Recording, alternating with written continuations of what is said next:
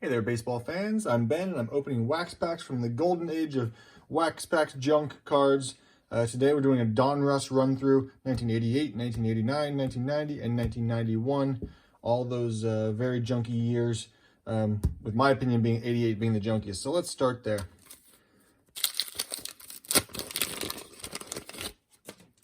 I think they're the junkiest because just like the centering on these cards, the border is a weird design. It's just like everything about it. Look at that great picture of Bert Blyleven mid-sentence. I mean, it just doesn't get more quality than that, I'm sure. There's Dwight Gooden. We'll put him aside. Rick Sutcliffe with that high leg kick. Look at that. Love it. Kevin Mitchell. Tom Browning looking a little confused that he's at a baseball game. Steve Bedrosian looking very nice. Nice little smile there. Nolan Ryan, yes! There's one of my favorites. I do have about 12 of these cards already, but I'm going to put that aside. I do love when I get my favorite players in there. I add them to my personal collection.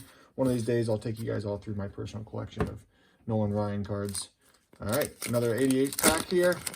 I'm not even sure what we would be looking for here. Maybe a Tom Glavine rookie or something like that, but they're all so mass-produced and such a mess that it doesn't, I mean, they're really worth nothing.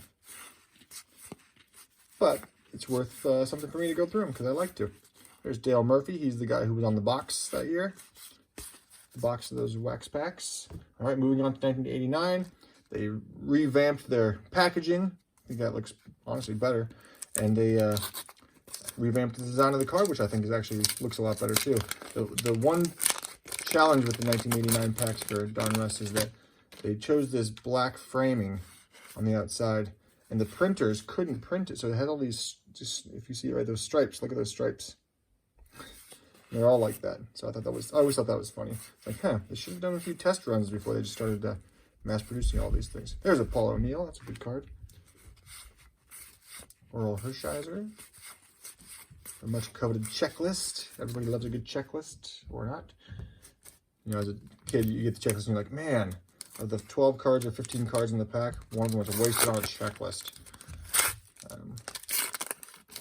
But maybe some people love the checklist. Who knows? Maybe not. Maybe I'm alone on that.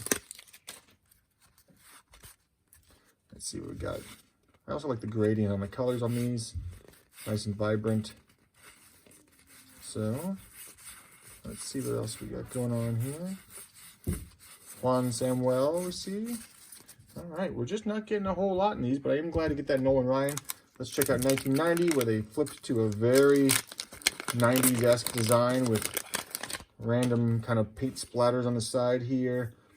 Some kind of, honestly, it looks a lot like 1991 Fleer. It might have been copied there, but they also have the script at the top for the cursive writing for the names, which as a kid kind of always drove me nuts because you couldn't read it very well. So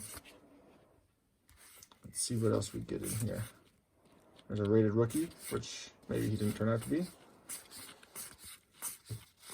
Dave Spaghetti, or Ragetti, depending on who you ask.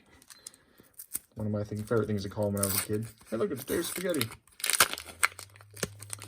Sorry, Dave, you probably deserve more than that. Looks like these are have melted a little bit, maybe attaching to the cards. This was also the first year Donruss introduced this prizing component here. Let's see here. Chile Davis, Jose Canseco. There's something at least. All right, so now we've got one card to put aside from each of these, years that we're looking through.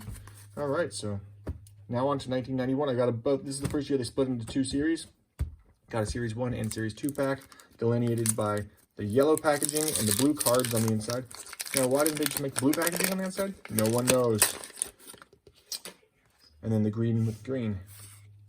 This is just another kind of odd design with all these weird stripes and patterns on the outside. It's just such a very early 90s vibe to it, and a way to look at it. But I definitely spent a lot of time with this set when I was a kid. 1991 Donruss. I think at one point I even had the factory set of it, which I then subsequently couldn't keep together because it was too exciting to open it up and look through all the cards and pull out my favorites. So I always go back and forth as to whether I like the blue or the green better. I think today I like the green better. There's a George Brett highlight. 3-decade champ, it says. Cecil Fielder coming off his big year. And that's it. So, not a whole lot to pull, but we got one from each year. And then a Nolan Ryan. So, I'll take it. I'll see you guys next time.